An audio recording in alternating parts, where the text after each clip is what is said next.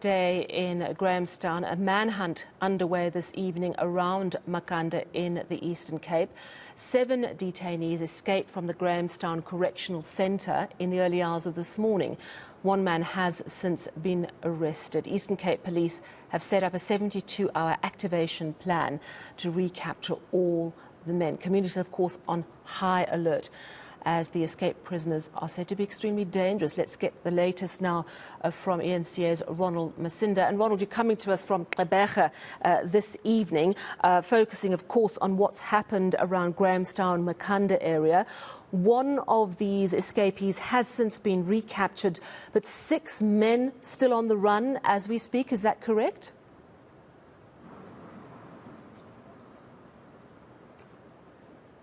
Ronald, can you hear me? It's Sally here. Ronald, can you hear me? It's Sally here.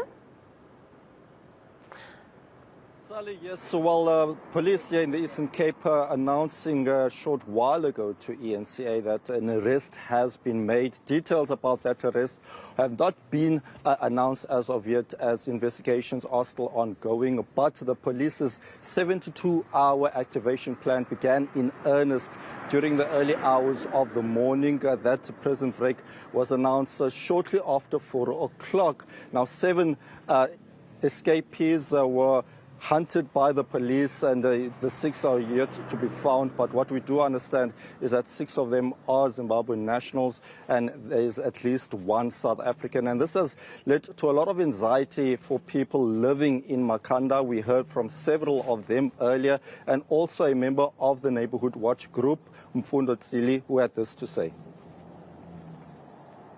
Working hand in hand with the police, but the latest information we've received for now is that these people are roaming around certain locations within Joza, like around it's here in Makhanda. So, but we're working hand in hand with them, yes. But if they then roaming around, why aren't we hearing of any arrests? Yeah, that one I'm not 100% sure about it. But what we usually do, we work hand in hand with the community, because with each and every information we receive from the community, we work along with the police so that we can be able to alert them what's going on. We heard that the escapees are dangerous, and there's also allegations that one of them might be armed. Yes, yes, indeed.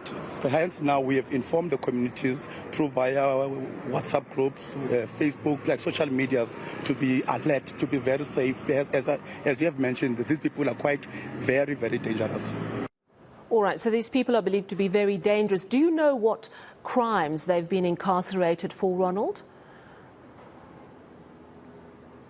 So a majority of them have been incarcerated for rhino poaching. We are led to believe at least all the Zimbabwean nationals who escaped have been involved in such crimes. There's also one for murder. We are led to believe that a South African could have been involved in a murder. But what we also know, Sally, is that from the reports that we've been hearing on the ground, there are concerns that at least one of them is armed. We are not sure as of yet who has been apprehended. But what we do know is that the police, when they started doing their searches, it began in Makhanda. They did searches throughout the areas in Makhanda. Then they had to go outside of Makhanda because they believed that they've done enough to try and trace as to whatever movements these escapees may have gone through. But what we also know is that even here in Gqeberha, the police are also searching. But for them, there is a positive sign that at least one has been now apprehended. But Sally, we've been camping out throughout the course of the day at that Grahamstown Correctional Centre, where we spoke to several people. We do know that there was also a meeting between management and staff from that facility. We also spoke to people, Sally, who went to try and visit inmates, family members at that facility, and they were turned away because of what took place during the early hours of the morning. Another interesting individual that we spoke to is a man who didn't want to be shown on camera, but he said that he was convicted of rape and served 12 years of his rape sentence, but 6 of those were served inside that facility. And he says, Sally, that during that time he felt very secure. He felt that there will be no escapes. He says that he served a 6-month sentence there in 2012. So he is he believes that this could only be an inside job. This is what he had to say earlier when you spoke to him. Ikhona inside job yenzekile abantu bafumene umuntu ongaphakathi wabaskephisa bamthembise ngemali oye sebemnikile imali because abafo most yabo xa befika apha bafika ungabi namisebenzi naxa befika apha nomkhokhe ngokuthengisa drugs uyaqonda that is where ke ngimali bayifumana khona uyaqonda loo nto leyo senokwenzeka lo muntu ubanantsikileyo ubanike ithuba lokubona ma-escape mhlawumbi senokwenzeka ukuba ngumntu azabanike drugs okanye ayimnike imali.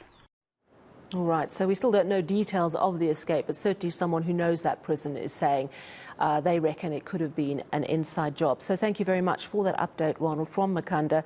6 dangerous men still on the run in that area this evening. Thank you so much, Ronald Masinda, giving us that update from the Eastern Cape.